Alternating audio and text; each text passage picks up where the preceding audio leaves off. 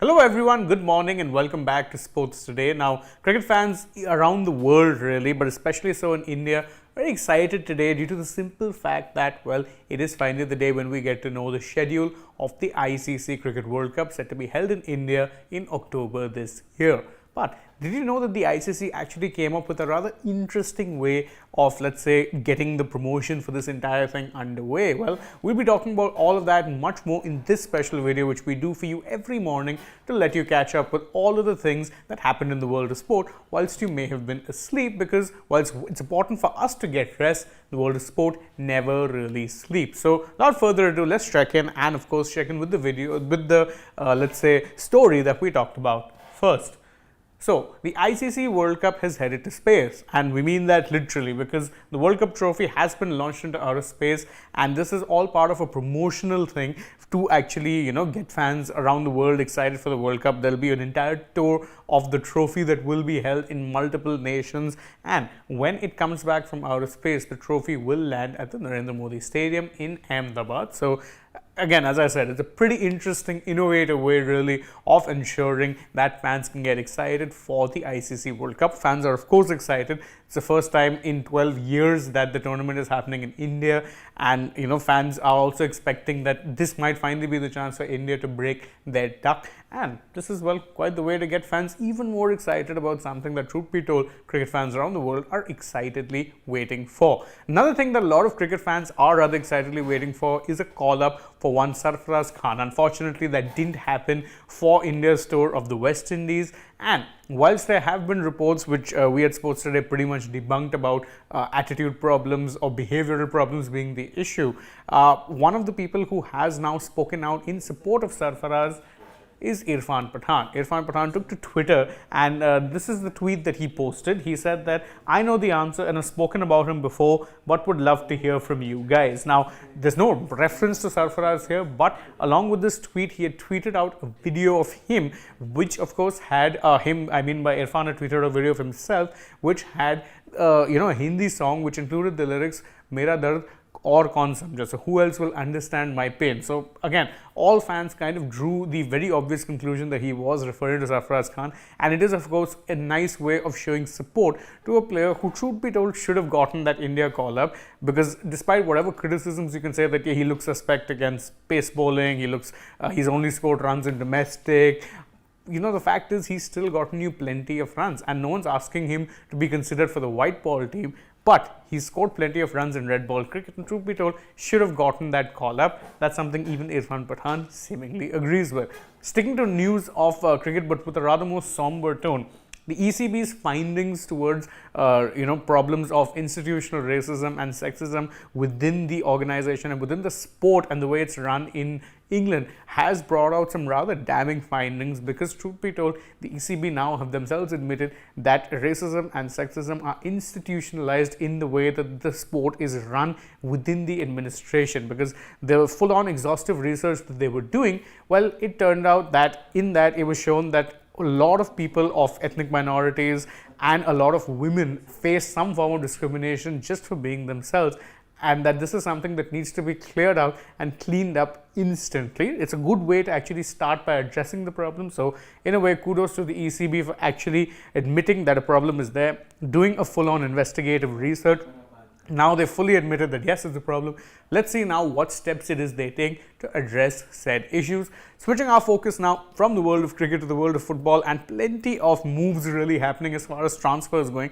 One move that a lot of Arsenal fans are waiting for is that of Declan Rice. Now, Declan Rice has made it clear that he wants to leave West Ham United, and Arsenal are seen as the favourites to be signing him. But Manchester City have now officially launched a bid for Declan Rice. You heard that right. The reason they've actually done that is because they recently, just yesterday in fact, lost skipper Ilkay Gundogan on a free transfer to Barcelona, and Rice is being seen as something of a like-to-like replacement. Because, and if you'd watched that video, if you haven't checked it out, you can check it out later on. I did mention that they might actually end up signing someone. It seems like Rice might be that someone, and that would be a kind of two-pronged benefit to this transfer. One, you get in a player instant quality proven in the Premier League. Two, you spite your biggest title rivals from last year by picking off arguably their number one target, because Arsenal so far have been dithering just a little bit to get the signing done.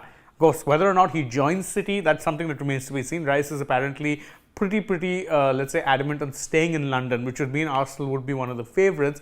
But joining the treble-winning side might just be a tempting enough lure for him to go to Manchester. Another, speaking of Manchester clubs and signing midfielders, this man right here, French midfielder Adrien Rabiot, has once again been linked with a move to Manchester, but not City, United. If this feels like 2022 all over again, that's because, well, he did, in all fairness, come very close to joining Manchester United. The move didn't work out because whilst personal terms weren't even agreed on, and neither were Juventus really willing to sell. Even now, he has his contract will expire at the end of this month with Juventus. Juventus are trying to ensure that he is able to sign a 1 or 2 year extension. He doesn't seem very keen, but Manchester United are reportedly looking at signing the French midfielder, this time on a free transfer. Sticking to football news, and we have some interesting news on the FIFA Club World Cup. Now, the Club World Cup has been in the news a lot recently because people have been talking about, FIFA rather has been talking about a revamped format. But the 2023 edition of this rather interesting trophy is going to be held in Saudi Arabia. That has now been confirmed by FIFA. Of course, interesting timing really, considering that Saudi Arabia have in the past spoken about wanting to host a World Cup, and FIFA seem more than happy doing business with Middle Eastern states. Remember, 2022's World Cup was held in Qatar. Now the Club World Cup is being held in Saudi Arabia. Interesting fact, Al Ittihad, the side that recently signed Karim Benzema, will be playing all of their matches in Saudi Arabia, which means that they'll be having a home advantage. And not just that, Benzema was in fact part of the last team that won the Club World Cup, because Real Madrid are the current holders of the trophy. Switching our focus now to the world of sports beyond, and Elena Rybakina, the defending Wimbledon champion, well, her, let's say, Wimbledon title defense seems in just a little bit of danger. Why? Because she was pulled out of the Eastbourne grass court tournament, and it is worth noting that the 24-year-old has only played 2 matches on the grass courts over the past few months. So she has, of course, been struck by a virus that, actually set her back in terms of health, took her a long time to recover. But the fact that she's pulling out of tournaments just with just about a week or so left to Wimbledon, not exactly the best of signs. And last but not the least, and this is an interesting bit of news if you're a fan of, say, Hollywood or even football and Formula 1, if you love all 3 of those combined, boy, do I have some news for you. Wrexham co-owners Ryan Reynolds and Rob McElhenney have now invested in the Alpine F1 team. You heard that right? After doing a really good job of ensuring that Wrexham get promoted from non-league up into the pyramid of English football, the 5th tier to be more specific. Now they're hoping to do their magic at Alpine. They've invested around 200 million or so is the total investment that Alpine have gotten. 200 million euros, if I'm not wrong, is the amount that they've gotten in terms of investment. And the Wrexham co-owners McElhenney and Ryan Reynolds, both of them are part of those new investors. Obviously, Alpine would be wanting new investment because, truth be told, whilst they are owned by the Renault company, they have kind of been rumblings that maybe Renault sees it as a bit too much of an expense to fund a team that, whilst well funded, hasn't quite been able to achieve the heights that a works team should. Maybe this new investment actually helps, ease the burden or the pressure or raise any concerns over the future of the team. Because, truth be told, if Renault were to pull the plug, that means the team would be up for sale, or even if Renault would slash the budget. Right now, though, seems unlikely there'll be any budget slashing, but let's hope that their smart investment can drive Alpine maybe just a little bit higher up the grid than they are now. And that's it from us on this edition of the Morning Rapid Sports today. Thank you guys so much for joining us. If you enjoyed this video, please don't forget, like it, share it with your friends, subscribe to the channel, tap the bell icon, leave us a comment, follow us on Instagram, Twitter and Facebook. And don't forget to download the SportsTech app as well. Plus, if you're already on the channel, check out some other videos that we've done and stay tuned with us through the day. We'll be bringing you lots of updates, including, of course, when exactly the schedule is coming out. You'll have that live with you guys at Sports Today at 11:30 onwards, so stay tuned for that. For now, from my side though, goodbye.